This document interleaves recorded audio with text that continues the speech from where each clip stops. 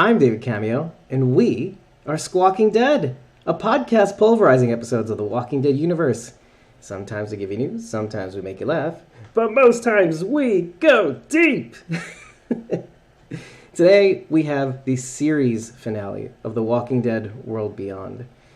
This is not bittersweet. The weirdness about the series is that there is, let's just say, no finality.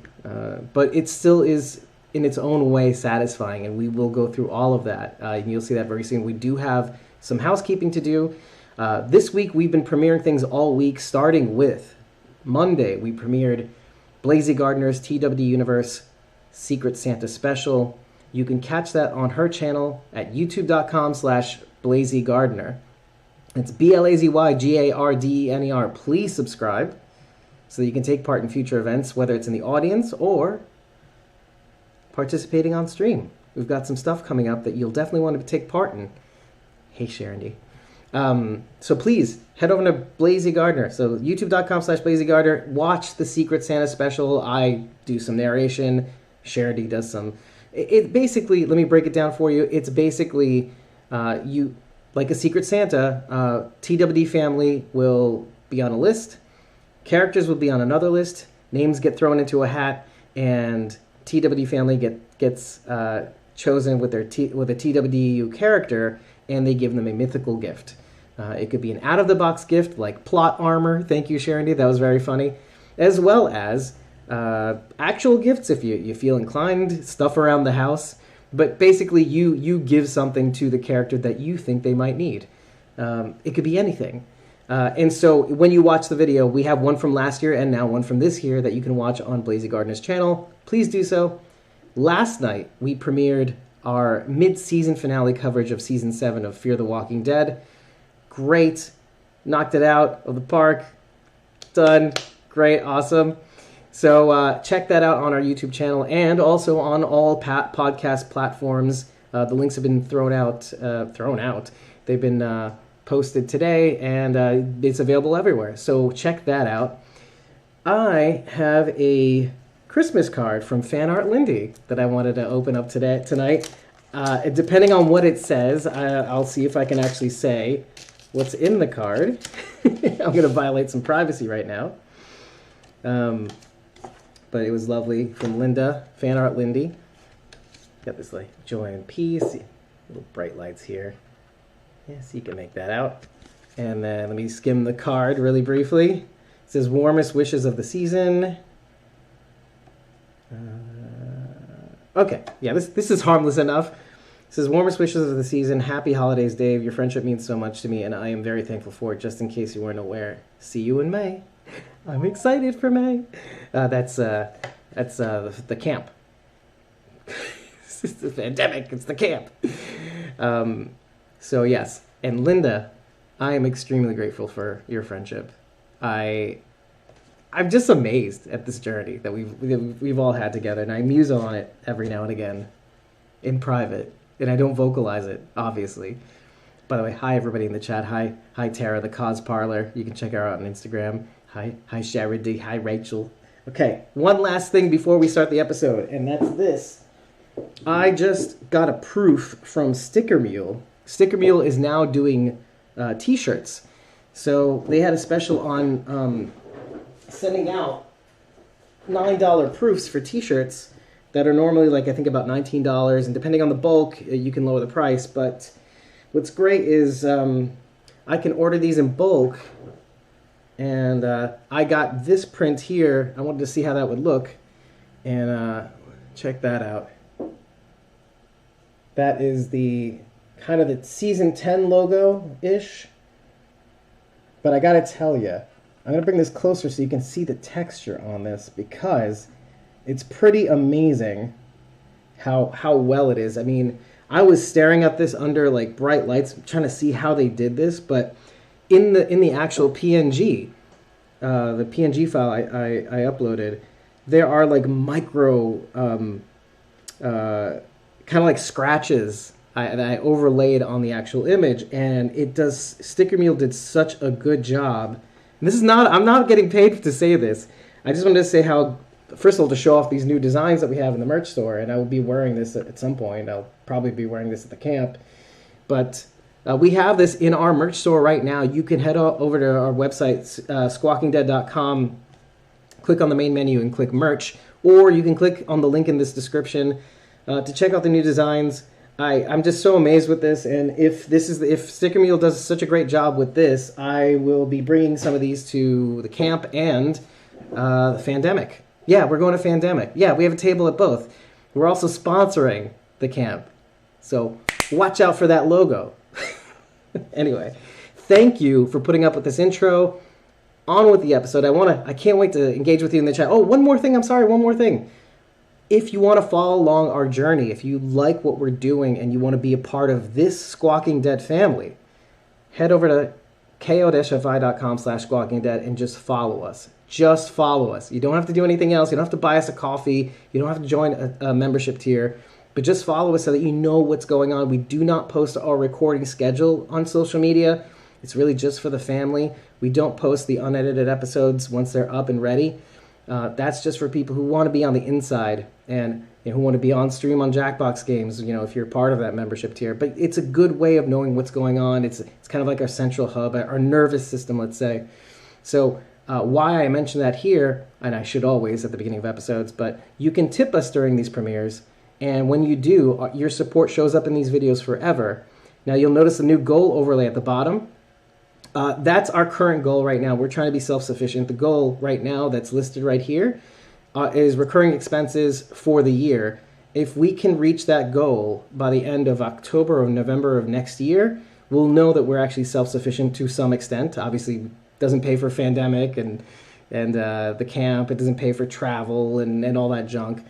That's a pipe dream. And also, it's not easily quantifiable. But it's a nice little goal overlay. It's pretty cool. I think it's cool. If you have any critiques or design critiques on these streams, please let me know. I'm happy to take input. You can DM us on social media or DM us on ko-fi.com/squawkingdead. Let us know in the comments. Give us a like in the meantime while you're at it. And hey, hey Renee, hi. And away we go. Oh, I was reminded, thanks Rachel. Last thing, our interview with Bailey Gavlik. See, speaking of premieres, our interview with Bailey Gavlik is tomorrow as well. So we've had the secrets. See how I did that? It's the first time ever, and I've gone back to talk to you. So Secret Santa was Monday night. Last night was the mid-season finale coverage of Fear the Walking Dead Season 7. Tonight is obviously the series finale of The Walking Dead World Beyond. And tomorrow is our interview with Bailey Gavlik, who plays Annie on Fear the Walking Dead, if I can get the edit done in time. It's in process. Thank you, sorry, and here we go.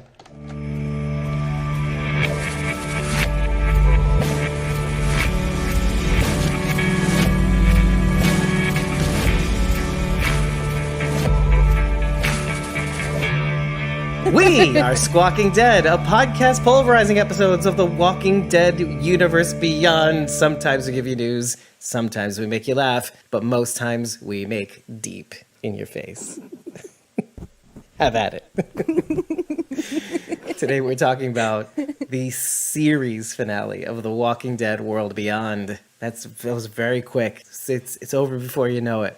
And you're gonna have to excuse me before we continue because I'm feeling a little emotional. I watched it before we got on, and we just talked about some stuff beforehand, so I'm feeling a little bit better now. Obviously, pre-show ko-fi.com/squawkingdead if you want to watch that. It was funny. We're funny people. Anyway, so I'm your host David Cambio for now, joined by Cosmo Mom 09 Rachel Bright and Sharon D, aka Blazy Gardner, and with your permission, I'd like to say a couple of things. I'm not going to get mushy too much, but I just wanted to say thank you to Matt Negretti and everybody involved in The Walking Dead World Beyond. The thing that makes me most emotional about this, really, aside from the fact that I really happen to like the series, I really, from start to finish, for different reasons. It starts off in one way, like the world is full of possibilities, the beauty and the darkness that they're finding, kids being kids, and then the second season's kind of like this, everybody has to come to grips with how hard the world is and trying to find your place in the world. And it really is kind of like a coming of age story, but told differently. But more than anything else, the thing that really makes me most emotional is how they introduced the series, from teasing it before it came on, pre-pandemic, and then introducing it as the pandemic is rolling out, and being in our homes and keeping us entertained, making us feel like, we can be protected. This is the way the world was before Monuments Day. There's a little interplay there too. Like who we were is what we are, right? That whole idea. And I'd love to say that we're coming out of it, but it's emblematic of the second season, and that's, come what may, we have to be who we are, and we have to live in the now, the strings of now that propel us forward. And maybe this thing doesn't end. Maybe this is the zombie apocalypse, the boringest zombie apocalypse ever. But the thing that really makes me emotional is that we did it together. And, Sharon was contributing in the chat beforehand last year.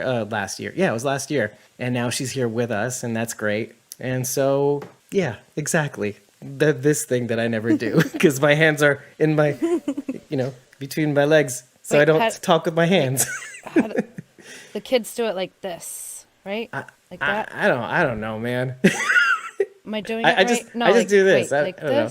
And then I do this. And I do this, like the kids used to do. And then I do that, and then... Oh, there we go, a heart with wings. Yeah, exactly. Hearts of fire. Hearts of fire. All right, now we're throwing up gang signs, guys. We're gonna get canceled. So that's really what it is. That's what really gets me. Between the end scenes and thinking of okay, I remember Charity getting all giddy about the Tom Sawyer references and the Huck Finn references last year, and Madman Across the River Water. It's the river. No, I think it's water. No, it's river. God damn it. Again. The whole idea of the Civic Republic and Civic Republic military emerging from the National Guard, rising up against the military, right? The whole Project Cobalt thing, the Fear the Walking Dead, and so that whole thing, and just thinking about all these theories, and then Middletown, New York comes up again in this episode. We'll get to that when we cross it, but the whole idea of Huck saving all these people, and that's the permater colony. We never find out what that is. We never do, but that's what we're going by, because that's Squawking Dead lore. But all these things coming together equal this sauce that is us and The Walking Dead, and this intimate relationship we have with the show that is now ending. So I'm glad to be here with you guys, just as it started, and we're going to close it out just how we started, and even better than before, because that's the reality. And so I'm glad to be here with you guys. Thank you for being here, and thank you for the alliance of the three that is us, that is covering this damn show. You got Fear the Walking Dead and Charity. I don't. What am I? Hold on. If Rachel's TWD, Texas. I guess I'm the Walking Dead Will Be, and I'll take it. You're Will Beyond. There you go. You're beyond. You're beyond. I'm small but fierce. So I got my thank yous out of the way, but thank you, Matt Negretti and friends, for bringing this around. That's really what we wanted to say. Overall, I want to say I feel like the finale is setting up for another series or some other kind of spinoff. Right, and not just because of the stinger, but the way they set everything up. Like, halfway through the episode, I was like, this is being set up for a spinoff or something. Nothing was really settled. And the other thing I want to say was, this felt to me like Rogue One in the Star Wars series, where it's just a vignette of something that happens during the apocalypse. There was no, they never actually, they didn't do anything. They didn't change anything. They didn't put a dent in the CRM, really. It just reminded me of Rogue One. A throwaway line becomes a whole movie. It is sort of addressed in Elton's speech. It's like, well, there is no beginning. Maybe there is no end. Mm-hmm. And that was kind of sweet when you think about it. Like, maybe we make a difference. And he even says, maybe we make a difference. Maybe we don't. And I don't know, would you say that a dent hasn't been made? Or is it really just a changing of the guard? Or are things just like they were before? They didn't hurt the CRM in any physical way. The CRM is still going strong. The CRM is still doing what the CRM was doing. The only thing that they did was maybe take away some of the science and the research. They put a dent there. Right. But in the sense you of could putting say the pretense. In the sense of putting a stop to the CRM or halting what the CRM was doing, they didn't do any of that. Okay. No, that's fair too. Yeah. In a way, they took away the pretense. right? The pretense of having the science with which to put forward humanity. And in that, isn't Kubelik right? She thought all the things that she was doing was I needed to be the monster. And she like finally addresses what I had said. I said, she knows. We said this about Jadis, but really Kubelik is like, I knew I had to do monstrous things. I knew in my tenure I needed to do monstrous things in order to bring the humane forward. I'm not the humane, but they are. And so I need to be that to bring, and I know that someday I'm going to have to answer for my crimes. And the irony is that she doesn't really, in a sense, because you know that it would be like Nuremberg, right? It would be sort of like Nuremberg. She would be what I said before, like, how can you apologize to people that are wiped out? You know, how can you make it up for them? They're not alive to see you suffer for it. So you have to do like a Nuremberg, that you have to be put to death in front of everybody. And yet she's in jail for an entirely separate thing. There's an irony to that. But they know that what they're going to do is going to have to cost them. But it's the belief that they have, right? So we took away the pretense, which was the scientists, which is the reason for them doing what they needed to do. So now they're all might and no pretense. So that makes them super dangerous, doesn't it? Like the enemy that we've always wanted in these series, like no gray, right? There's no gray to them, essentially. I mean, maybe a little bit like in the people, but you know, yikes. By the end of it, it didn't feel like they had really accomplished much anyway. So I had to like kind of look at the whole thing and figure out what was the end here? How did this end? And obviously they did blow up all the green gas. You know, they released the farts finally. They've done blowed up those farts. Breaking hearts and so I ripping guess farts. by the end of it, that's right. Yes. Alex Scooby. So I guess by the end of it, it feels like we can say that they saved Portland. Mm-hmm. Yeah. Okay. Yeah. Sure. So for now, I mean, I'm at least happy. Exactly for now, because the series ended, and so we don't really see if the CRM is going to jump over and take them all out manually. I don't know. Anyway, but it does seem like by the end of it, you know, they at least saved Portland, wherever that may be. Well, it ultimately didn't feel like an ending to me. By the end of it, it just kind of felt like maybe a mid-season finale. Like, we're going to get more. I mean, come on. How are you going to leave my boy Silas with the CRM? Like, really? Like, I am most upset about Silas right now. Like, how are they just going to leave my boy with the CRM? Okay. Yeah, how are they just going to leave my boy with the CRM? Like, come on. I'm not okay with out that. Of everybody, Silas is the one that's alone, which is how he started, right? He started off on his own, and he ends up on his own. Which is sad, though, right? Like, and what else? Because I was like, man, it's terrible for him to be stuck there. He should. And then I'm like, well, wait a minute, where is he gonna go? His family's gone, his friends are gone. He's stuck, so he has to go. You know, he has to go along with it. But I think it's got to integrate. I think there's a part of him that must feel that I know that whatever happens, everything that I'm doing is keeping my friends safe. And so that's a completely different, it's like you've gone through the looking glass, and yes, you end up in the same spot. Just like a lot of people in this series end up in the same spot, but it's coming from a place of warmth, not a place of loss. Oh, I'm doing this because I'm trying to keep people I love safe. Whereas before it was like, well, the people I love kind of either turned on me or turned into a zombie and tried to kill me. And then everybody else hates me and thinks I'm a murderer or whatever. So what a turnaround. And now everybody thinks I'm a murderer. And then here we are in the future. Everybody thinks I'm a hero, right? Because he's kind of a hero. He defeated a traitor. He is literally... But he's actually a murderer now. He's like a rock star in the CR, you know. It's really weird, right? Just think about it. He's in a good spot. I think he has security, but I also think he's still, you know, kind of like you said, he's still kind of looking for a way to help his friends and help his family. I think if the show had continued on, or if we do eventually see more to this, I think we will see him try to, you know, destroy the CRM from inside. Right. Or die trying. Or die, right? yeah. Don't. No, I know. That's why I said it that way. But we have to say it, right? Don't kill my boy.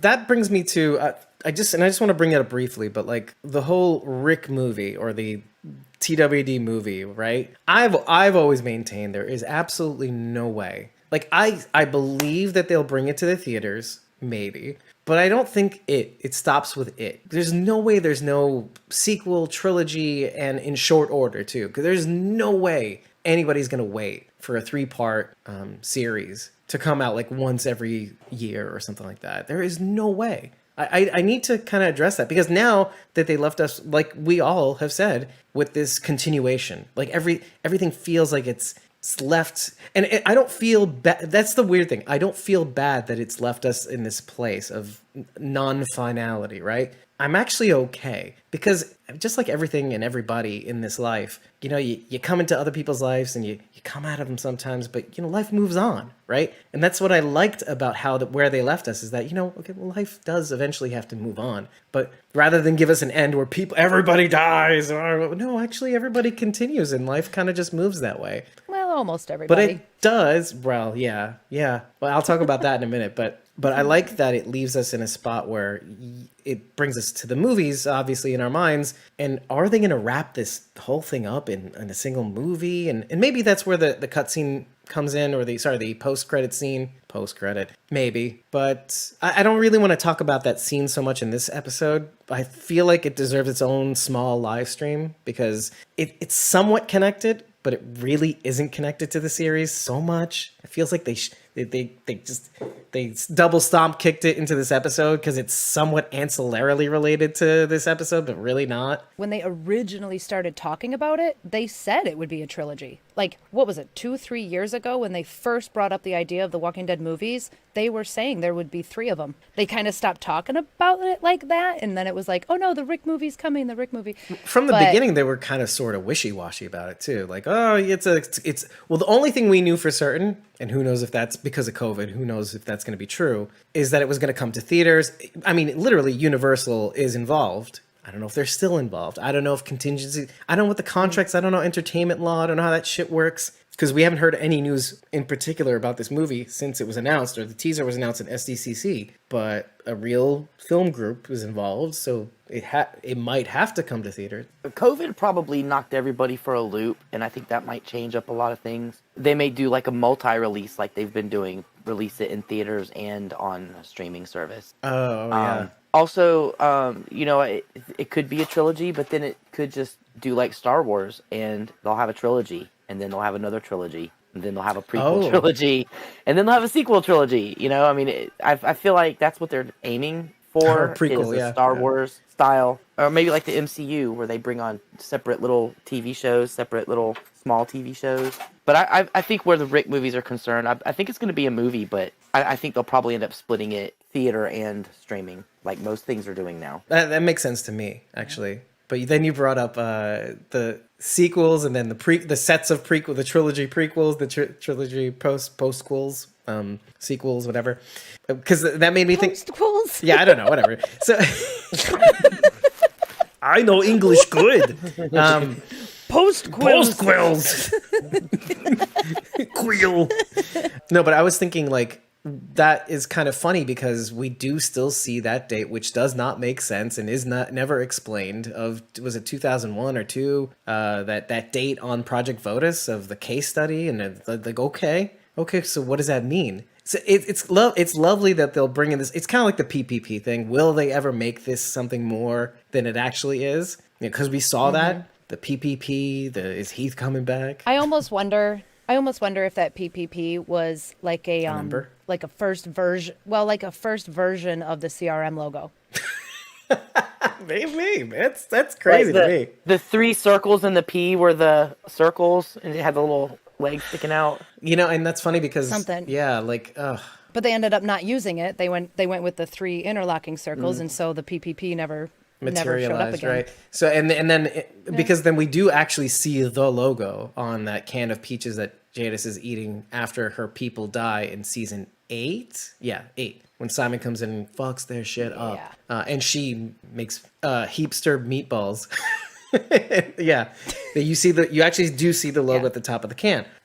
So no, maybe you're right. Maybe that was it all along. But you know, you'd think that after all this time, and this is what bothers me, you'd think that after all this time, Gimple would have said something about it. Or maybe we're not smart enough to ask him, or what is that? So about the PPPs? Yeah, exactly. I think a lot of people have asked, Is it related to the like CRM? online and stuff. I thought we solved that already. Mostly what I've seen was like, what is it? Yeah, Portland. I like that. I like that theory. Only. Oh, you think they're the only one that has an alliance of the three? Think again. Padre, Peaches. In Portland. Texas. And platypus. There you go, and platypus. Oh, no. Potable. I don't like that at all. That's what the PPP is. Potable. I don't like that at all. Yes. Popcorn socks. I still don't like it. I still don't like it because it's like, fuck you, I need to know already, or I'm just going to disregard it because it's just, I can't have it in my brain anymore. It's not even worth it. Taking up space. Yeah, it's just like, you know, you can obsess over it. You can delete that file, I think. Yeah, exactly. Or I can archive it. Let's archive it, put it in cold storage. Yeah. It's like Heath too. I can't waste mental energy on Heath. I don't care where he is. Their theories aren't strong enough, and it's been too long that they can do anything that they want to it to Heath, or where he is, if he is anywhere, whatever. So maybe Madison is going to be the prototype for Heath. Oh, of what? But you just said what you just said about Madison is the same thing. She's been gone so long, they could do anything. Right, but you know, that's funny thing is now that it's on the table and it's tangible and it's real and she says something. Like Corey Hawkins hasn't said a thing since he's left the show, but now Kim Dickens has. She's talking dead. She's like, oh, they approached me. How many people are out there hashtagging Bring Back Heath? Does he have his own little subset? They were for a while, and then we were like, fuck, it's been years. I guess nothing's happening. Corey Hawkins, I think, left social media in that time, too, for a little while. Oh, my God. Not because of that, but just as a matter of course, I think. In general, yeah, okay. And then, like, I think only in the last year or two, I think he came back. Nothing to do with The Walking Dead. Or maybe it was. I have no idea, but it didn't seem that obvious, so I'm sure he gets asked a lot, too. Like, think about it. What's the first thing you guys want to talk about? You want to talk about Huck? Does that make you happy? I do so much for you guys. No, I'm kidding. No. We could just get that out of the way, or we could focus on how fucking badass Felix is. Yeah. Oh, his Darth Maul that moment. Fight scene was awesome. Yeah. It was so good. Yeah. Let's talk about that for a little bit. Fucking Frank Newton was trying to goad him into what we actually kind of all thought he was-ish, like this emotional, like lead by emotion kind of person. Not at first. Because last year we were like, a badass Felix. I have no emotions. But then you start seeing it as the more he goes out in the wild. He's a very emotional guy. He hides it well. He buries it down. Well, and as long as he was behind walls, he didn't have to confront it. You know, he was the security. He was all buttoned up. He was all stoic and shit. So what do you think about that scene? Like, what was it about this? Okay, I'm sure it's obvious. But what was it about it that was so great? Oh my gosh. I mean, the action, that's 90% of why it's so fucking awesome. I mean, just the moves and the attitude. I mean, this cocky guy coming and like talking to Felix, saying all these mean things to Felix, and he's like, what are you gonna do? I don't remember how it goes. And then Felix opens the door and he's like, ha! And then the walkers come out, and oh my gosh, every moment was just like, yes. Oh my gosh. And then he sticks him and then he does the kick stick. He's like, yes, and he clicks the things together, and I'm like, all right, so let me comment on that for a second, because it does bring us back to the beginning of that scene. Because he first you stick him and then you kick him. Like it's like you stomp first you stick him and then you stomp him, and then all the guts come out. But I have to say, the scene, first of all, the tension between Frank Newton, Lieutenant Newton, and Felix Carlucci did two things. One, it was like, okay, this is bound to happen, but this is also like, there's like a metaphorical thing going on here too. This is Felix, like really coming to grips with everything that he was in Campus Colony, and, you know, everything he was when he was a kid, pre-apocalypse, Campus Colony, and then now. Like, who are you now that there's no home to come back to? You're taking care of your siblings, you know, and then, you know, and now you have to confront all of these things at once in the form of this fucking, you know, Sith soldier, whatever. But then there's a whole other side of this thing. And it brought me back to that episode where he was going to Will. He was like, tell me the name of that soldier who hurt you, and then I'll Felix him, right? So I'll Felix him. But it gets worse, because when Frank Newton says, Hey, you're worse than dead because you're helping them win. And then Robert Palmer Watkins, the actor who plays Newton, I could swear, and I said this in the reaction video, like he's got a hard on. He's got a hard on. And he says, "You've got yours, I've got mine." And I'm like, what is about to happen right now? This is so homoerotic. And then, like, true to form, Felix goes, "No, I don't think so." And then eventually comes and puts his two sticks together, his two S-poles, end to end, like a double-headed whatever, and then starts fighting him. And then the sticking and kicking has a whole other meaning. so you got to stick it before you kick it. This is not the kind of sword fight I thought we were going to have. Guys, I saws it and I got to says it. So, oh my god! But I feel bad saying this because I'm gonna say, look at this. Look at the line right before he says, "You've got yours and I've got mine." Now stare at Robert Palmer Watkins' crotch, and I'm like, there's something going on in those pants right there. Maybe they're just very form-fitting. No. See, Sharon, he knows. She silently acknowledged. It's all that corduroy. It's all that corduroy rubbing on the inside. He had it inside out. Decorated scuba uniform. Yeah, sure. Yeah, that's no cucumber. All right, see, now I got to go back and rewatch. He's wearing a cod piece. When you see it, you'll shit. There you go. You'll shit yourself because you're like, oh my god, he's so right. Oh my god. There it is. Boner! It is something else. I'm just telling you right now. He's got his own S-pole. I hope it's not shaped as an S, but it might be. Sorry. That's his It's D a pole. gonzo pole. Anyway. G pole. Gonzo Waka pole. waka. Oh, you do not want to know what. Fozzie. You do not want to see what just popped into my brain. Was it a penis? No, it was Gonzo's Blue nose and furry. Newton's crotch. Yeah, it needs to be on a T-shirt, right? Just put Gonzo right on his crotch. That's it. This is Gonzo's. Just the nose. Just the tip. Just the nose. Oh, I got it. Just the nose. We're doing it. Just the curve. Just the tips. And I'll be Subtext. totally honest, with it being the last episode, I was a little bit nervous for Felix. I mean, in a last episode, you don't know what's going to happen, and so I really was kind of like scared for him. I should remind everyone that we've made predictions on more than one occasion in season 1 that Felix Carlucci's DEAD. But no, apparently not. Apparently, just like Althea, he gets a happily ever after with Will. It's kind of interesting. And to touch on that really briefly, did you notice the tattoo rings, right? That show that they're married? Mm-hmm. Yeah. But not some sort of vague photo between Dennis and Jennifer. Very clear. Very clear. Understood. I'm disappointed in the... this is going to sound terrible, but I'm kind of disappointed in Please the lack do. of death. Right. This is a finale. I was expecting a lot more death. I'm with you. And I can't say there's anybody I wanted to die, but the fact is more of them should have in the finale. Are you sure about that? No, I'm kidding. But you knew they weren't going to kill Iris.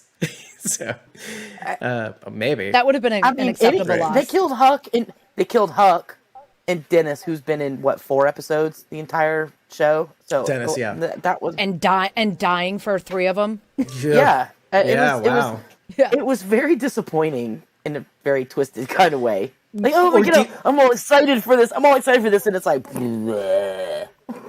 This is one of those things that, you know how I always say, you knew that they were going to, like, yeah, of course I did. I kind of knew that they were never going to make it to the CR. I just felt it in my bones, like, that's not going to happen. It's too easy, too clean. They're never making it. We're never going to see it. We did sort of see it. That's what I thought. But yeah, so that, of course. But what I liked about them dying, this also sounds very weird to say. What I liked about them dying is that one had things to pay for, you know? She had consequences to face up to. Like Huck, she did things, you know? If it wasn't Tony Del Mato, like the individual, it was the group, you know, Omaha. She felt all of those things. And I'm sure that when it came down to it and she heard what she heard from Jadis, and which is another thing that bothered me a little bit, actually, how did Huck not put together Look at me picking bones. How did not Huck put together that the intel she gave them about Omaha led to how precise that attack would be? I'm pretty sure she she seemed knew that. genuinely shocked. I thought so I think too, she but knew it. She just didn't want to think about it. Like with all the other stuff going on in her head, that was something she could push out of her mind and not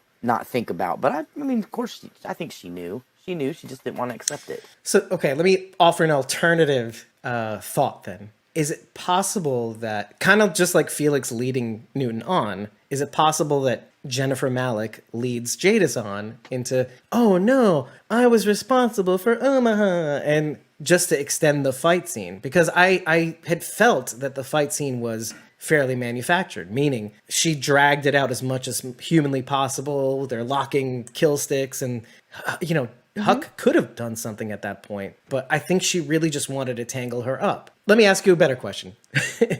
Of the two, who do you think is the better fighter? Really, though, if one trained the Huck. other, right? Okay. So why? Huck is definitely the better and fighter. why doesn't she win? Why? Because I mean, like that answers the question. Because I was like, why did she give Jadis her fucking stick back?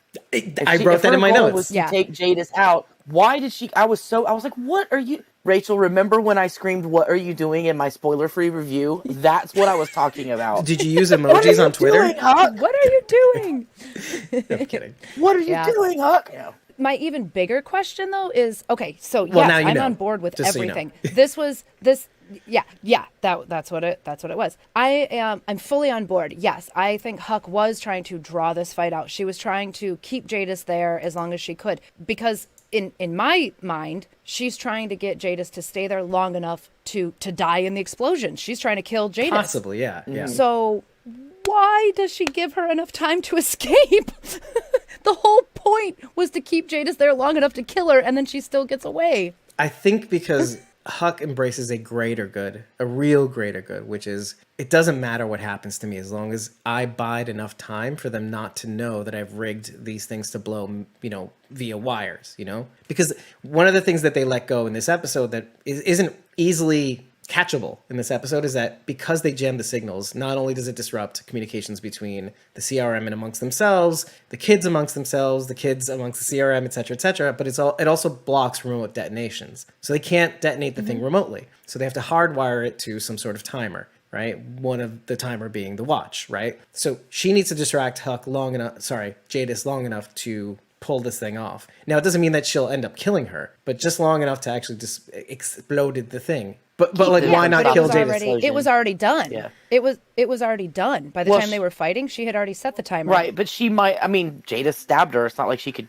keep going. Like she kind of. I mean, maybe she was trying to keep Jadis there long enough to blow her up, but then she got stabbed and like, okay, I'm dying now. Like, fuck. So she had to get her lines in. Yeah, exactly. So that's exactly what he's saying next. Cool ass lines in. Right.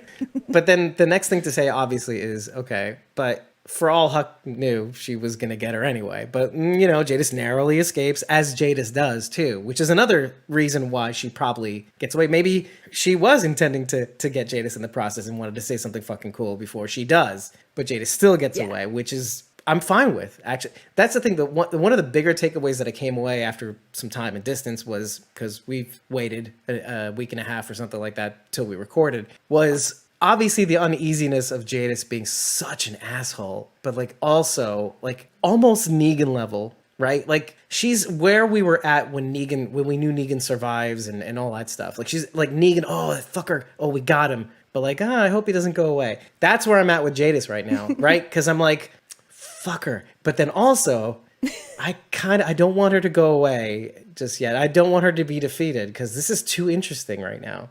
Before I continue, do you guys feel somewhat the same in even the Negan comparison? I love to see her like I love to see Negan. Is that what you mean? Even initially, because they're bad. They're interesting bad characters, right? Yeah. Negan maybe not now, right? But back then, I still got my eye on. Oh him. yeah. I don't. Yeah. You still do, but not as conflicted about it before. Before you were like, it's a fucking guy, but I hope he doesn't go away. I mean, back in season 7, I wanted him dead. Yeah. So we've come a long way. Okay, so that makes my point a little bit clearer, right? I want Jadis dead. I do by the end of this, but also I'm like, maybe not. She's kind of interesting when she's on the screen. That's exactly how I felt about Negan before they carted him away with his throat slit. I didn't want Jadis to die. She's part of the reason. She was the main reason I was digging the show so much in the second half. I didn't want her or Huck to die because they were my favorite dynamic. Like, I loved watching them together. But I said from the beginning Huck was going to die, especially from the beginning of the season. Like, the position she's in, there's no way she's going to make it out of this. There's just no way. Right. So, Being stuck in the middle. I mean, I'm glad Jadis made it out. I hope we see her in something else. Like, it was just weird because I was not excited about her at all when they first showed that she was coming back to the show. I was like, it's funny because I did not like Jadis. Most people were. I love this Jadis. Yeah, but most people I think were not excited about Jadis coming. I saw the comments of them teasing her, and it was just like, first of all, obviously the don't care, where's Rick's, right? But then there was like, there was also like, oh god, this I don't know, whatever you want to call it, of a character. Like I can't think of a terrible word to say. Like a version of it. Well, no, like this blank insert insult here of a character, turd of a character, right? Do you know what I mean? Oh, okay. And then like thinking of all the people they could bring back, this is the one they bring. Essentially, yeah. But then you see what she does, and it's like, okay, yeah, you're perfect. This is why they brought you back. No one else could do this but Jadis. Right. This isn't meek Anne here. Yeah. This is Jadis, Warrant Officer Jadis Stokes.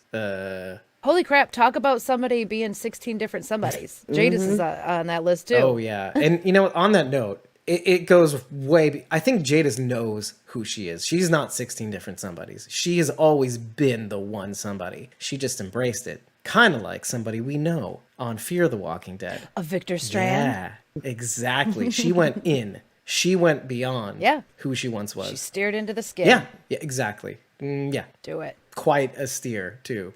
Like Strand.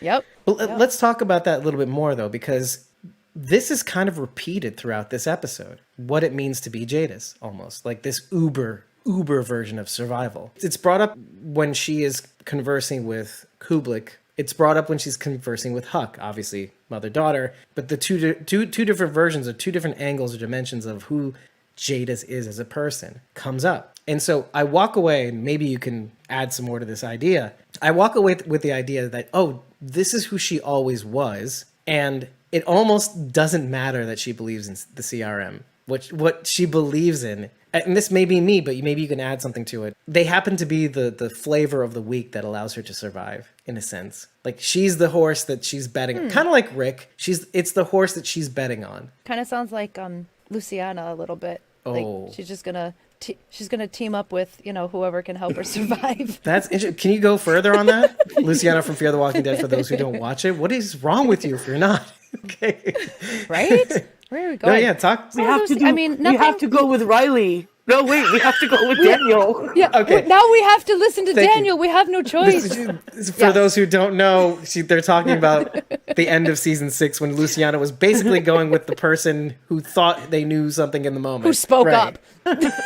She went with whoever spoke up. Here I am thinking she's going to say something profound. She was with Riley till they shot him in the head, and then she's like, okay, we go with Daniel. Next best option. Andale. Yeah, no, I love Lucy. Just saying that out loud. I do love Lucy. She needs more screen time. Putting it out there. Yeah, put that in the ether. Yeah, this is with disclaimer. I don't hate her at all. Yes. Nope, not at all. Man. Not at all. Her time's coming. Second half of season 7. Come on, Lucy. Hope so. Snake eyes. No, I mean, it is kind of like that, but it's more than just that. I feel like I have a newfound respect for Jadis as a person now. I mean, look at how she left the show, how she left The Walking Dead. I felt like she was more of who she maybe once was with Gabriel, let's say. And then she's left distraught, having been let down by Gabriel, not knowing the kind of person she is. Stumbles upon an injured Rick and she says, well, now I have to go in, right? And then you see how far she goes in. But she's made it an art form. Like, she's embraced who she was so much to the point where it's like a religion. It's like, or like a way of life, like a martial art, like Taoism or Buddhism. It's the Buddhism according to Jadis. It's you see her make all these moves. You see her talking to Kublek, who is a crazy awesome tactician and very, very measured and kind of knows the steps before you know the steps kind of person. You know, she has a contingency for everything. That kind of, you know, I mean, when you hear her make that speech at this in the post-credit scene to the Tiger and the Lamb, is it the post-credit scene? Tiger of the Lamb, like she's explained to Barca what they have and the last light of the world. You get the impression you're not dealing with a lightweight. She is a juggernaut. She was a liaison for the British military or something like that, or I don't know what it was. But either way, she's no dummy. And so, but then when you see these two people intellectually facing off at the end, like, you know, oh, I got this move, but now I got this move. Oh, there it is. And we're like, well, I still got you. Jadis is like just showing up on Kublai. And like, who's gonna be the one to back down? And it's Jadis that is not going to be the one to back down. Right. Well, we had talked about before about the CRM being its own religion, not even just from Jadis's perspective, but them as a whole, like worship us. We are the last light of the world. You know, I think Jadis probably likes the idea of that. Do we know what she did pre-apocalypse? No, but we did see scenes of her coming to the junkyard. Like, do you remember seeing her room, her little container room beforehand? Mm-hmm. Mm-hmm. You get senses of maybe who she once was, but you don't really. It's never spelled out. Yeah, it would be interesting to find out what type of person she was pre-apocalypse, because what I see is a very driven person. Like, her main focus is to get promotions. She wants to be promoted and move up the ladder. I mean, I wouldn't be surprised if she worked in something corporate pre-apocalypse. It seems like she just has this drive to excel, and CRM's allowing her to do that. I mean, when she was at the junkyard, she was at the top, right? She was the leader. This I've hit the ceiling of what I can do. In the CRM, she can continue to move up in ranks and continue to get promoted. So maybe her survival technique is to just be the best at whatever it is she's doing. And right now, it's being a CRM soldier or warrant officer. It's funny. You had said something. See, I don't happen to agree with that. I feel like because The Walking Dead, right? Who you were is usually not who you end up being after the apocalypse. No, but if it's a part of your personality to want to achieve things, and if you are a driven person, you're gonna carry that with in your career and throughout your life. That's what I see in her. I feel like part of what we're seeing now is this adaptation. Picture this. This is what I see in my head, and maybe you follow me in this journey. It's in the mind. I see someone who's been screwed over. I see someone who did all the right things and it didn't come to her. Like, the rewards never came. Or this is the same feeling I get sometimes about the idea of karma. Oh, you put in, you take out what you get what you put in, right? I see a Jadis who learned that that's not how the world works. So in the apocalypse, she made things up. She created this community. She said, it's not going to happen unless I make it happen. And then she learns even more when even those moves didn't work, which she kind of explains in a couple episodes back when she's talking to Jennifer Malick right before the power failure and finding the vials and all that stuff. She kind of says, you know, I made the whole thing up, but I had to kind of use the cards that I was dealt to go even beyond what I once was. You know, this community I created. So she had learned that in order to be this ultimate survivor, I need to adapt. I need to be like those corporate motherfuckers who were able to get the promotions. You know, they didn't stop at anything. They screwed over friends to get those promotions. This is the Jadis that I see learned from what she couldn't do pre-apocalypse. Sorry, I'm building this weird narrative out of nothing. I'm admitting this right now, and like. Well, it kind of sounds like you're agreeing with me, but then just adding on to it. Like, maybe she did work in corporate, and maybe she continually got promoted over. Yes. And now she's pissed about it. Yes, exactly. See, the only difference is like she was screwed before, but now she's like, oh, I'm going to learn from those people how to be in this world, right? That kind of thing. Yeah. Sorry, I get it. So our ideas sort of mesh with each other. I was thinking the same thing as you, though. I was thinking corporate office, like, or in some, even if it's not corporate, like, oh, a mailroom in some sort of small operation, mom and pop. Someplace where there's an environment where have you a manager. Continually move up a ladder. Where you can move up, you know, and she would continually be passed over for that. Yeah. Right. But there's some weird wisdom to that too. Of course, how badly do you want it, really? And are you prepared to do what it takes to get it? which is kind of what, and now we have to talk about Silas. This is why I say I don't think she is a true believer. I think she is a true believer in the moment, but what she says to Silas is, oh, what? You don't have to hide your feelings to me. We can be frank with each other. I know that you're lying to me, and that's okay, because you're just like me. You believe this shit for as long as it helps you to survive. You believe this bullshit, essentially. I'm not saying that the words that she uses so perfect, because it's exactly what The Walking Dead loves to do to us. It still keeps us on the line of like, oh, what, does she believe this shit? Or does she believe this shit now? She's backing the horse that she thinks is going to win. So Yeah. she's wholeheartedly She- betting on the horse that she thinks is going to win. Yep, Jadis is as much CRM as Eugene was Negan. That's fair. Yeah, that's fair. There is a question about whether Eugene was ever fully ever Negan, like meaning whether he intended to be there just to show Rick, like, oh, I saved all you guys, fuck you. But yeah, or maybe who we thought Eugene was as much Negan, right? Like, oh, he really is Negan. I'm Negan as long as Negan survives. That's Jadis. Well, yeah, he was Negan as long as Negan kept him alive. Yeah, essentially. Then he's knee gone. Then he's out of here. Make like a tree and get the hell out of here. Yeah, Silas. It is kind of nice to see him survive and thrive in some other weird fashion and be loved and revered, even though he doesn't want to be revered now, probably. Who knows? Clompers. That's his nickname. That's his agent name. Agent Clompers. Agent Clompers. That's hard to say. Agent Clompers? Agent Clompers and Agent Dennis. Yeah. Oh, Agent Dennis. Oh my God. I will say I caught 2 times where I caught his accent, and you'll see it in the reaction video. But I actually wrote it down so that you can play it over and over again so you can hear what I heard. Those kids are swimming upstream. He says stream really weird.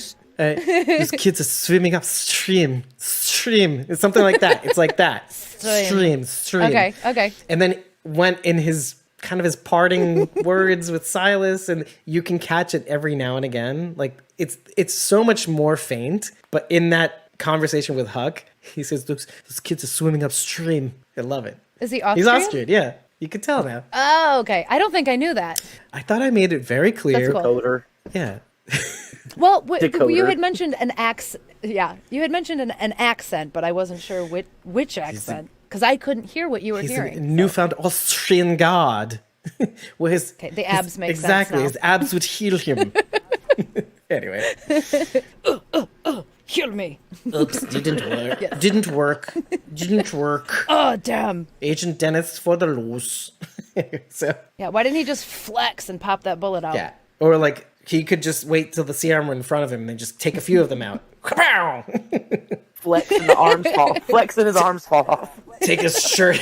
Right. Well, listen, we all have our sacrifices, right? Speaking of arms, oh boy. Did you not feel that was coming? Like, in a way, like, did you think Agent Dennis was going to survive this episode from the beginning? No. Let's say, just, right? It felt Okay, I'm glad that Silas killed Dennis instead of him dying from this bullshit gunshot wound. the Rick glad, gunshot. I'm glad they did it. Yeah, I mean, like, seriously, like 5 people have been shot in that same spot and survived, but somehow Dennis is good. So I'm glad he went that way and not from the gunshot wound. Right. Well, I'm not glad that he went at all. But if he had to go, that goes without saying. We go full circle though. It is such a cool thing that they were able to do this. Like, we kind of saw that Dennis was somewhat of a weird pseudo father figure for Silas, and then Silas's origin story being where he has to kill his turned father, his abusive-ish sort of father. Ish? I mean, yeah. I don't think there's an ish about it. But it was more the parallel of his lack of sobriety. Like, the world... Oh, okay. His inability to adapt to this world brought him to drinking. Where, you saw the sweet moments he had with his father. This is why I say ish, because that episode was complicated in terms of feelings. Like, you want to hate that person, but then you sort of understand that person. You sort of see what might have led to him being this kind of person. The world as it is today. Oh, no. Hell no.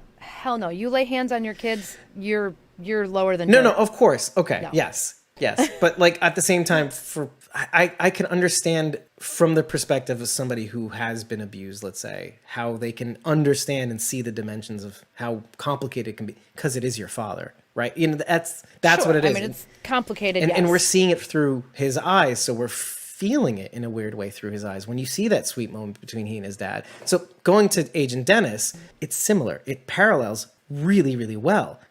You see these touching moments, the concerted effort to stay sober, right? Which we mentioned, and then him saying you have to basically do what you had to do with your turned father way back when. He's not saying this, I'm saying this, but and then having to do it, but out of love. And you know, it's funny when he does take down his Walker dad, he's really pissed at him. You basically made me do this. It could have been, you know, it didn't have to be this way, but he's like angrily, you know, crushing his Walker dad's skull. And here he's sobbing, not wanting to do this, but he's doing this because I felt like, say you love him. Say you love him, Silas, say it.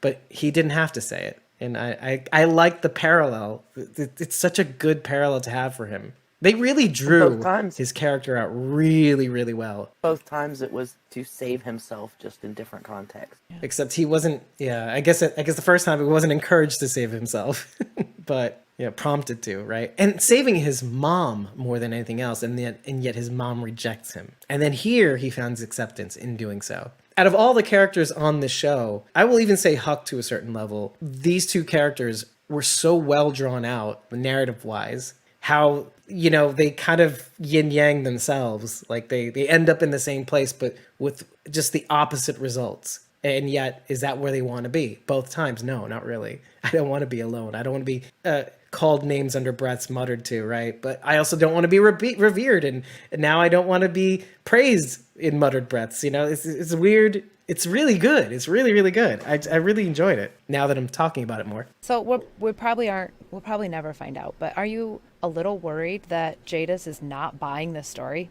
She kind of makes that clear, and when she's talking to him, she's like, "You don't have to keep up that story with me," or something like that. So I think she says he wanted you to kill him to save yourself, and she points it out. So I don't think she buys she it knows. Yeah, she knows the truth. No, that's what I'm saying. Yeah. She's not buying this story. So are you worried about Silas being there, or do you think she can say, okay, I know what you're telling me isn't the truth, but I still see potential in you. So I'm still going to take a chance on you, even though I know you're lying to my face right now. Yeah, and if I take you under my wing now, maybe I can mold you in the way that I want you to be.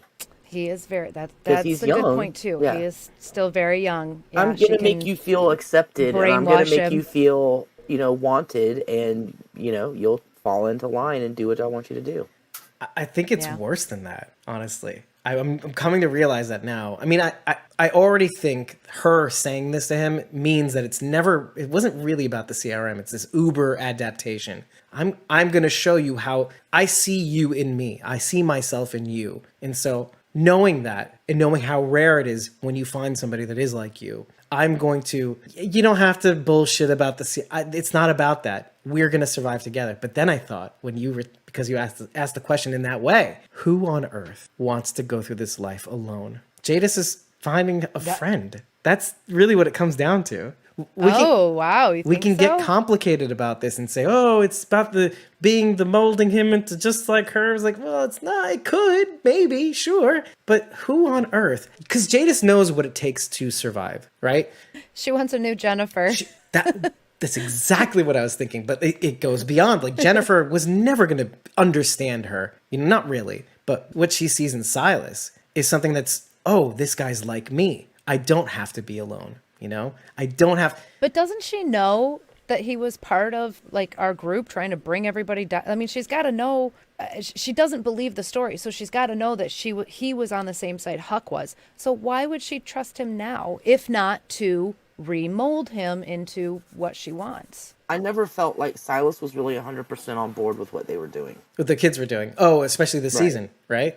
Right. Well, I mean, I think he was kind of all in the first season, but I think in this season, because like when they were recruiting him to go to the dump station, whatever the hell it was. Right. I mean, I don't think he wanted to do it. Yeah, to try to turn him on. He did not want to do that. Like I remember I raised hell about Iris guilting him into it because he did not want to do it.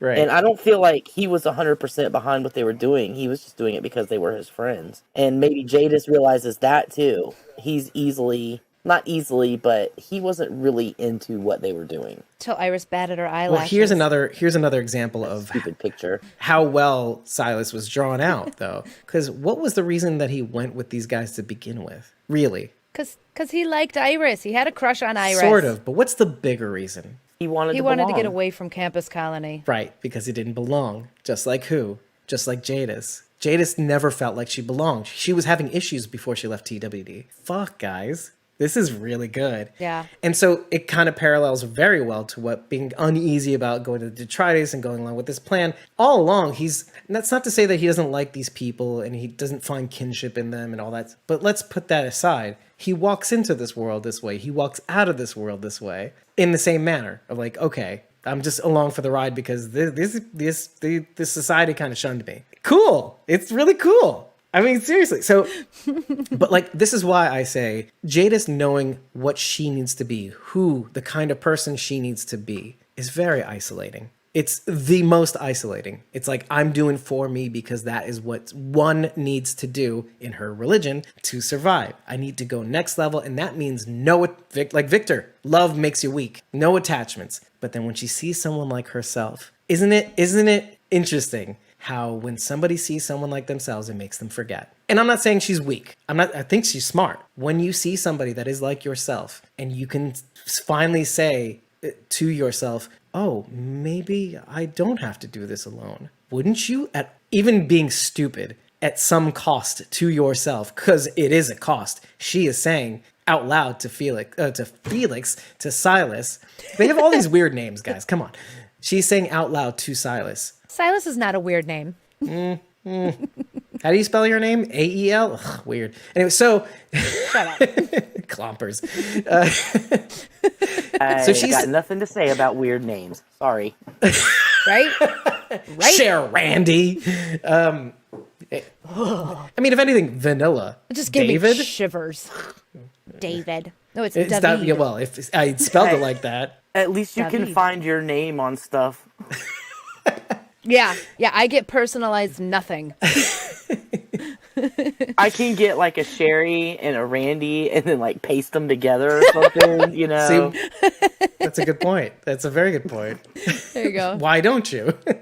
On all my stuff, there's just like the little arrow pointing to where you add a letter, and there's Yeah. an A with an arrow Yeah, pointing there to you where go. it needs to be. I feel like Rachel with an A-E-L has gained more acceptance these days, though, hasn't it, though?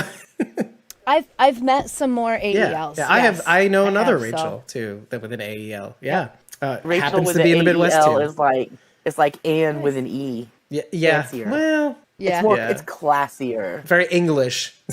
Queen Anne. But yeah, to put a fine point on it, she, at great risk to herself, admits this. You know, she's being stupid a little bit. It's like, oh, I know who you are. I'm the same way. I'm pretending to be somebody I'm not, just to get along, just to make it through this world. So I am interested to see her doing more stupid things also. In a way, because that's tragic. It's like, oh, we can maybe start to feel bad for her in some small way, you know, like again, because it's Jadis again. So yeah, I mean, who doesn't want a friend? Who doesn't want to have somebody to share these feelings with? It's when you look beyond the veil of what is happening, this uber survival conversation. I just want a friend. It's kind of cool. I don't know. Anyway, thank you for asking that question. Glad it sparked something. That's good. The more you think about it, the more it's like a virus. It kind of spreads. It's like, oh, she just wants a friend. Oh, I want her to have a friend in Silas. You got a friend in me. You got a friend in me. You got a friend in me. Oh, speaking of smoke show, Leo Bennett. No, that's the gun show. Oh, he is the smoke show and the gun show. Joe Holt he's got the lines too. You're just the roadside assistance that I needed, or like we asked for. I mean, and he gets the kills. He saves Will at one point. They're both reloading their weapons, and like Leo's like bam, bam, bam, and you know, the serum's about to get the scientists. And bam, and then he goes, gun show's that way. Yeah, I'm Joe Holt. Well, he's looking for a new girlfriend. He's got to impress somebody. He's impressed me. That's right. I don't know if it worked. Could send this clip to Joe Holt now. Enjoy. It's gonna be Leo and Indira. Mark your words. That is a little. Watch it. No, it isn't. No, it's not that weird. I was like, oh, that's a little weird with Hope and Elton is not. No, it's not there. Man, it's fine. It's totally fine. It's kosher. I dig it. Oh, but see, now we're never gonna see. But I guess it lives on in our minds. That's why fanfics are a thing. Oh, speaking of Indira, though, did you get to see? So the actress, Anna Kaja, she actually posted that. You saw this, Sharon D, too. I think this little. Yeah, she really liked my reply. Yeah, I saw the hourglass. She posted a picture of the hourglass that Indira wears around her neck. It's a magnifying glass and hourglass, and she asked everybody, and she gave it a week too. She goes, "Can you guess how long this hourglass?" How much time it contains, let's say. A week later, she says, she shows us 1 second. And I was like, what? And Charity said something very funny. But what did you say again? It was as long as it takes, as much as it takes it was the magnifying glass and the timer. Hourglass. And I said, so she could better see the time she had left. She had left on the show, basically. Oh. Essentially. Oh. No, that's not what I meant. I meant Indira could see what time she had left. Yeah. Well, same difference. No, but it was funny. Anna was like, "Oh yeah, it's hilarious," and it was. Yeah, she's like, "I really like that answer." I was like, "Yee." But I thought I actually kind of just liked. My mind was a little bit blown. There's something so interesting about an hourglass that only has a second. That goes by for just a second, and it just says something about the. Then it's not really an hourglass, is it? Yeah. Can you call it an hourglass? It's a second glass. Yeah. But we think we have so much more time than we really do. Isn't that such a cool allegory? And for her as a character, as an artist, I'm so artsy. So then there you go. Yeah. It always reminds her that there's every moment Indira had could have been her last. I thought that's kind of cool. That's why I wanted to bring it up and now I can link it in the blog. You can see it in the blog, the both posts together. It's kind of cool. On Huck's watch, you can see Monday the 26th. 2 times. Right. And we know that it is 10 years and 2 months after the fall. Because it's 10 years after the fall, because we had Monument Day. And then it's 2 months because at the beginning they say 2 months earlier. Mm-hmm. So we know it is 10 years and 2 months. So if you go and you look up Monday the 26th. I'm so excited. In 2018.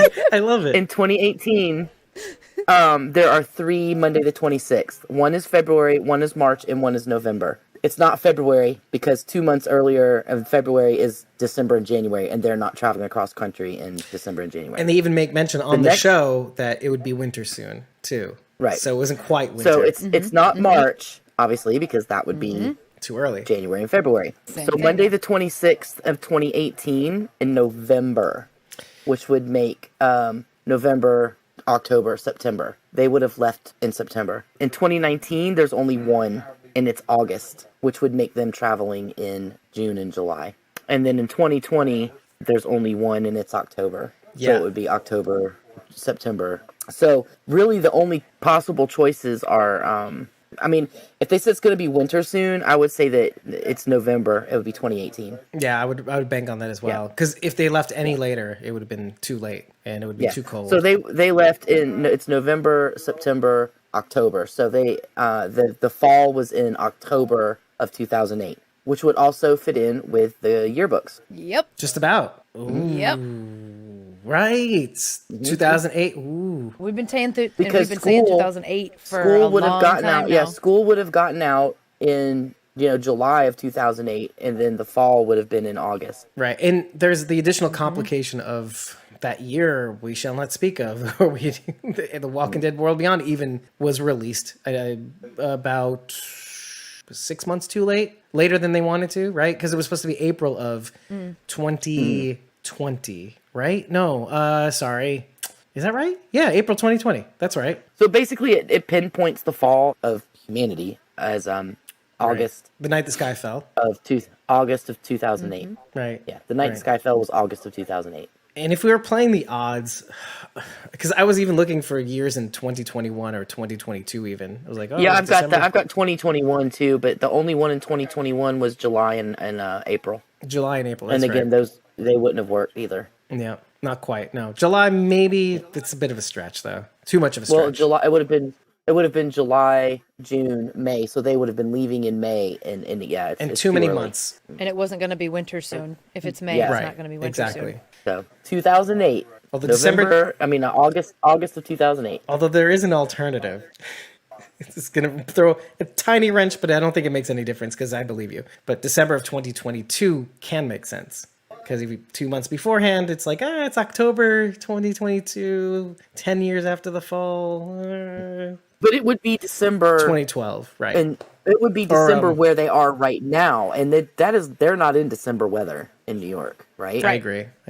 Right. There'd Yeah. be I snow. feel like they're in because it feels like fall-ish. Or, you know what? November. Yeah, just about. Because they're out there and they're probably killing walkers, so they're taking off their sweaters and putting around their little kid waists and stuff, and then not avoiding conflict like Felix told them to way back in the first season. Avoidance is key. Right. Apparently, it is not the key. and at the end of this, Weren't they in school before they left? So that would have been August, September. yeah. Well, Starting school in September. assuming they adhere to pre-apocalypse rules. Silas? Yeah. Silas starts in August. Yeah. So yeah. Okay. Well, I mean, if it was November of 2018, November, October, September, so they would have been in school in September. Oh, they have no school anymore. That's so sad.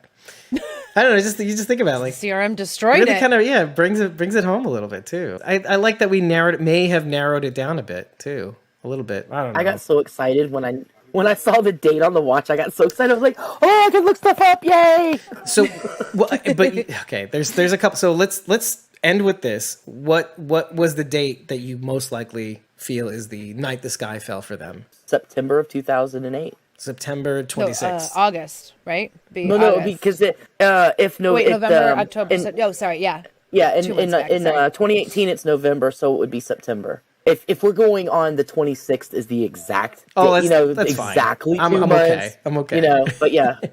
I'm gonna say September 2008 because again that fits in with the yearbook and all the other evidence. Yeah. Yeah. So there is one tiny wrench. The idea that, and this is not a big wrench, the idea that the fall didn't happen at the same time for everybody. It's possible. But it does. Well, I mean, That's not even really a wrench. No. Yeah. But it's kind of like that maybe feeling. This part. Yeah.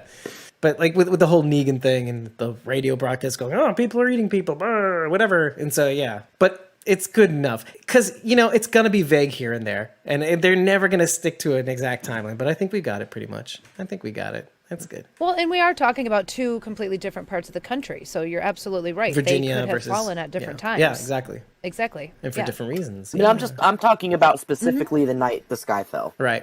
As far as World Beyond goes, yeah, of course. It's so exciting. Yeah, September of 2018. Yeah, and we are currently in World Beyond terms. We're in November of 2018, rather. Yeah, 2018. Yeah, 2018. Yeah. 2008, September 2008. Yes. Which would put The Walking Dead at approximately 2020. Right. Because they're like Right. 2 years, a year and a half, 2 years ahead of World Beyond. So they're in 2020. I would probably even wager to say, because let's do the examination, right? When all the whisperers and walkers, and it was the walkers, fell off the cliff, it felt like fall, right? Lydia grabs Carol and they huddle together, and it felt like that time period was fall, right? All the leaves on the trees in the general vicinity were like all turning and stuff like that, and when they were in the woods in the aftermath. Exactly, all leaves are brown. Sorry. But by the time, so then we talk about whisperers and blah, blah, blah, and then people are starving and they're looking for food, and there's some time that elapses between Find Me and One More and all that stuff. Doesn't it feel like now we're in kind of like a springtime? So maybe they are a little bit ahead in season 11. Like, it's raining, right? The Rosita raining scene, she's not out there with a parka. I feel like they're in the fall. You think they're in the fall still? That they were in the fall in Walking Dead. Especially when, like, Maggie was walking across the mall parking lot in 1103 when the Reapers are after her and she goes to the mall and she's walking across the mall parking lot. There's like dead leaves blowing across, and it looks really. And her and Negan are walking through the forest. It looks a lot like fall to me. It could still be late fall, early winter. Yeah. And they're still wearing jackets. My feel. Yeah. So it would be probably yeah. 2 years. Like they're almost maybe exactly 2 years after World Beyond. So Could they're in fall of 2020. Well, we kind of know that. We kind of know that for sure. I mean, because of Here's Negan, we get the 12 years earlier. Oh, thing, right. You know, and then Right. we know Monument Day has been 10 years. So that's pretty solid. Wow. That makes me wonder where those kids are now. Oh, because then like Maybe we'll see them in the movies. and then older too. Because by the time the movies come out, it'll have caught up, sort of. Maybe I don't know, with their actual age. Oh, so complicated, these timelines. It was gonna take, I think they said, 8 months to walk to Portland or something like that. When we see them getting to Portland, maybe that is about the time of the Whisper War, maybe? Maybe just before, like, let's say, just before that Whisper War ends, let's say. Because it seems like it's fall, and if it's summer of that year, let's say, I don't know, maybe let's say it's a year it would before. be 8 months.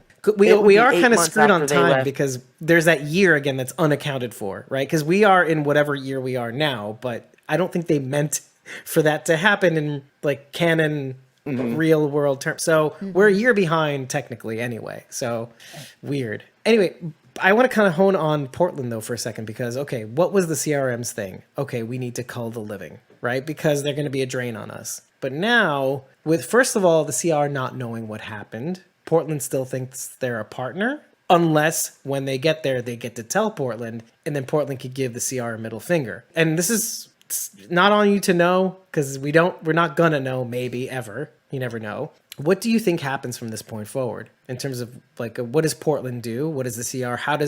What does the CR stance towards Portland? Given that, does it change? I hadn't given it thought because we're not going to know. Right. I mean, well, no, because the one thing that actually, okay, let me explain why I thought of this question. Because in the back of my mind, I'm thinking to myself, when does the CR ever let up, or the CRM ever let up? Like once they have a dog, they're a dog with a bone, and once they have it, they just don't let go. Well, what about now? If the kids happen to get away with the scientists, they could be thinking all sorts of things. Oh, they eventually did make it to Portland. Oh, we don't have an alliance member. They know that Omaha went down. They know Campus Colony went down. For all they know about the genociding. Okay, so what now? They still don't know. So Portland doesn't know exactly where the CR is. See, the CR is. Right? Yeah. Portland doesn't know where the CR are. I mean, that's actually technically right? No, you're talking about right? Because it's a but thing. CR's a right, thing. where the CR city is. Yeah. We have a problem, though. We do have a big problem. We could say that Portland knows, and Portland is safe because the CR is like, well, we're going into lockdown.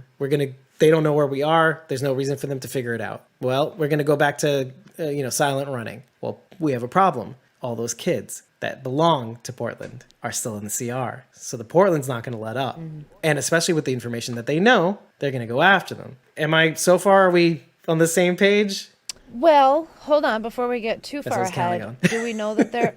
Do we know that there are kids from Portland at the CR? We know that they were at the CRRF. I mean, they were evacuated. But remember? Yeah, they said they took 10,000 kids out of Omaha. They certainly didn't send all those kids to the CR. Yeah, between CRRF. Yeah, between Omaha and Portland, I'm sure they brought them to the city. Right? I mean, or maybe another facility, who knows? But still, they're with the CR-ish. Well, the Omaha and Campus Colony kids, that makes sense that they would end up in CR, but why would they not even the Campus Colony, and by the take way. kids from Portland? I think it's just I don't Omaha. think they took any from Portland, and they were going to take them from Portland maybe before they wipe out Portland, but they never got to that. Mason had said that they have some kids from Portland, and they never get to but go. But they were at the RF. Kids at the research, They were the smart kids kids, at the research, right? Exactly.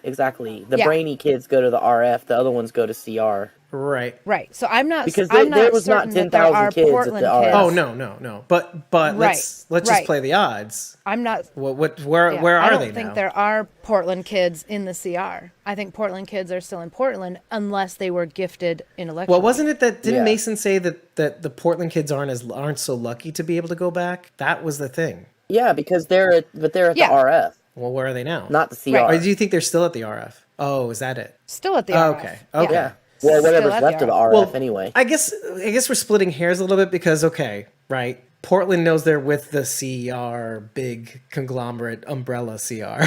So Portland is not going to like that. And Portland doesn't know where the Yes. CRRF is. The CRM deliver them to and fro, or they don't, right? They don't get to visit home. The CR kids get to visit home. The Portland and Omaha kids don't, and now they never will, right? Because they're not going to let them go back. So, okay, so what? Right. So is Portland, now Portland's the one with the bone. So what are they going to do? That makes you think, right? That the job is not yet over. They've been warned, and now they know that they're never going to see their children again. So What can they do? I mean, there's really not much option there would for you them. let that? I mean, there's lots of options. I mean, what wouldn't you do for your children, right? And they're not like the CR, right? They're the CRM, more to the point, you know? Well, I mean, there's a lot you would do for your child. However, if you don't have your child with you, I mean, in this situation, the best thing to do for your kid is nothing, right? To do what you're told, to shut up and do what you're told, so that your kid, who's Will stay alive. thousands of miles away from you, stays alive. Maybe. Because you can't physically protect them.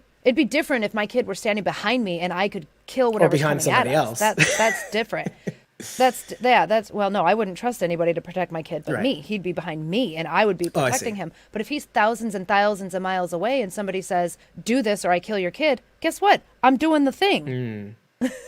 But so you're saying that CR won't go silent running. They'll make themselves known and they'll be vocal about, hey, we have your kids, go fuck yourselves. Is that what you're gonna say? Interesting. Well, if you were the CR, wouldn't you want to approach Portland first instead of a sneak attack from them? Wouldn't you want to know what they know? I don't know. I guess my assumption was, from all we've seen from them, from even Fear the Walking Dead, that, they'd be all silent running. Like, they don't want to be seen or detected. Nobody knows where they are and where their city is. Yeah, but we've got a little bit of a different situation on our hands now. Now we have a small group of people who do have a buttload of information, and they're on their way to tell everybody. So they're not so secret anymore, besides their location. But all the shenanigans they've been getting up to, these kids are about to go tell them. If I were the CRM, I'd want to get ahead of that and be like, I don't know what, but I'd want to get ahead of it. I'd want to get ahead of it with the kids, but not with the adults, like in Portland. Like, see, with the kids, you can like program them and shit, right? But like, if you can, well, I mean, our kids, our group of kids that are on their way to Portland to tell everybody. You're saying, okay, so what you're saying is the CRM would tell Portland, hey, these kids are coming, watch out for them, right? Is that what you're saying? Well, CRM has some options. If I'm CRM, I'm still looking for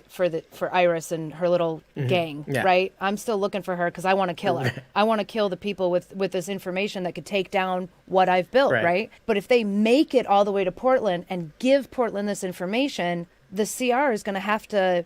They're gonna have to do something. Right. Are they going to try and convince Portland that these kids are crazy and that they don't know what they're talking about, or do they admit it and say, you know what? Yep. But guess what? We got your kids, so not really shit you can do about it. Well, and they have the VOTUS documents too. They have all the research. So, why wouldn't they believe the kids?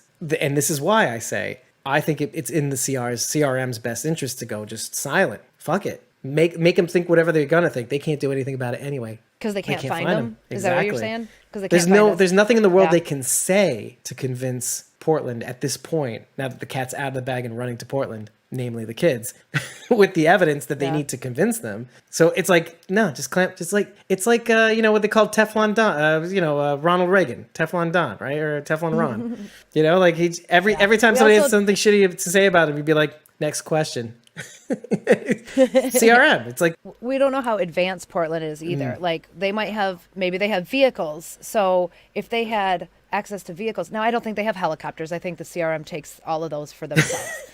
But they might have some land vehicles, in which case they could just start searching. I mean, what else have they got to lose? Right. And they can start from, like, let's say they find their way across the states to New York State, right? And then you think, how far is the CRM going to allow, or the CR going to allow a research facility like theirs to be far away from their home city? Exactly. Is it likely? So they've got a starting point. Right. So, I would search for evidence there. I would see whatever they didn't burn up in burning down the CRF, right? I would go to all the places they've ever been, the perimeter colony, whatever, just try to get whatever they can on where these kids might be. But the point being is Portland is not going to not do anything in light of the fact that the CRM goes radio silent, right? They're going to look for their babies. Yeah. It's just interesting. It's just interesting to think about because it's an element now. The Portland's not going to let this go. And this has got to be an element that comes up in whatever movie or Tales of the Walking Dead or whatever. I mean, I can't believe I'm saying this because the series is over. It's something to keep your eye on, guys. The series is over. Hey, does it mean we're not going to see, The Walking Dead, Portland? That'll be the fucking day. Wrath of Portland, right? Yeah, Wrath of Portland. I love it. That's a Star Trek reference. They're gonna make The Walking Dead the army. They got enough of them now. Right? Yeah. Elton and Virginia and Alicia and Cole and Aaron. They can all get together. The one arm army. Yep. Right. The one arm. Yep. The one army. Manny. The one army. What isn't that like a saying, right? Like, doesn't the military or the army say that? All for one, or what was the thing? What was the saying? Army of one? No. That's the three Musketeers. Army of one. All for one and one for all. arm for one and one for all. There you go.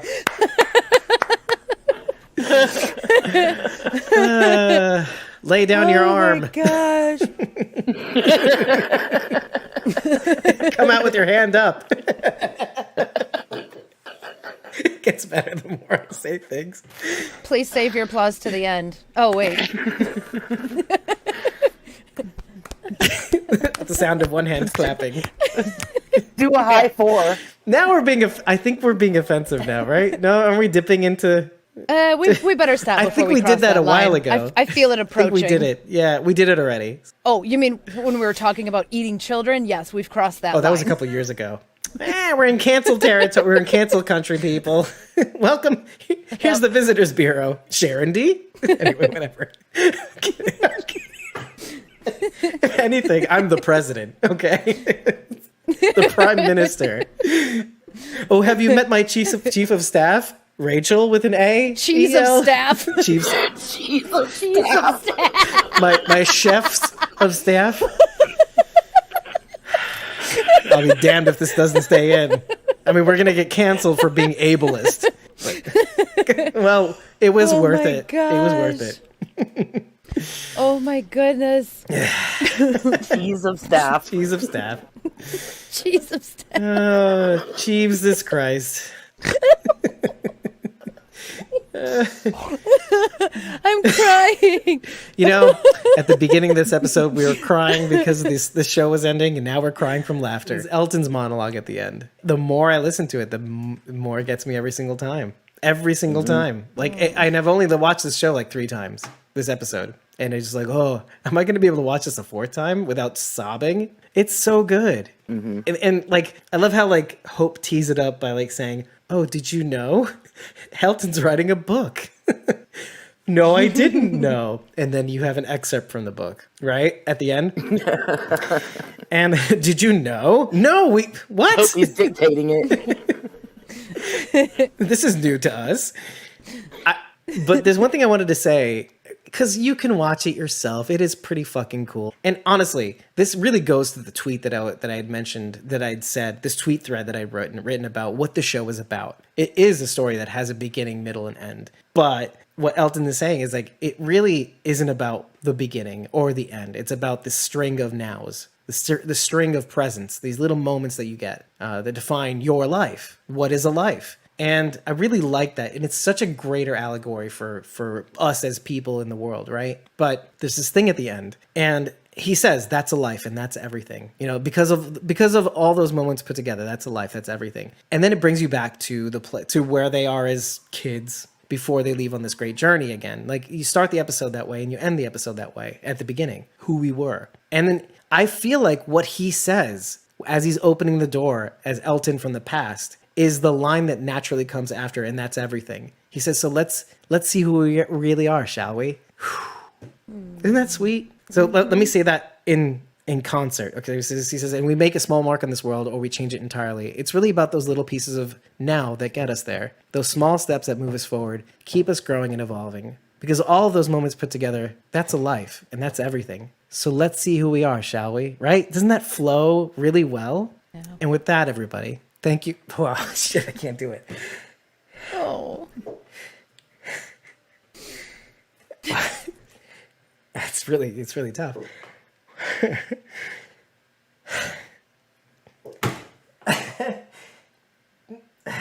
Fuck. Wow, I didn't think it would hit me this hard. I told you it would though. If you like what you heard, rate this podcast. Rate this podcast. I gotta write this shit down because I can't do it like you do. Wow. If you like what you heard, rate this podcast at ratethispodcast.com/squawkingdead. 5 stars and an Elton. 5 stars and an eggplant. Wait, I thought Newton had the eggplant. Golf claps. There we go. 5 stars in Newton's eggplant is all we need to know that you love us. Really love us. Gonzo. And if you really, really like what you heard, again, ratethispodcast.com/squawkingdead. Tell us after every episode. Give us that big eggplant after every episode because it matters. What does he say? Big eggplant. He says, I'll show you yours. You show me mine. No, it's not what he says. You've got yours and I've got mine. Well, tell us what you've got after every episode. And if you really, really enjoy us crying at the end of some episodes, and you really want to be a part of this family that cries at the end of episodes, series endings, please consider following us at ko-fi.com/squawkingdead so that you know when we record, so that you can join us. You can get these unedited episode recordings early before we get to edit them. And the more I think about it, the sweeter it is, and the sweeter our journey is. It's bittersweet, but is it bitter? Life moves on. Life continues on. So with that, everybody, thank you for joining us on this wild-ass journey. I've been your host, David Cameo. I was joined by Cosmom09, Rachel Burt, and Sharon D, a.k.a. Blazy Gardner. Goodbye for now. Actually, let's say it right. Elton says to Silas at the just before the last time he sees him again. No. He says, see you later, Silas. Bye for now. Say goodbye, Jasmine. That's what you get. That's it.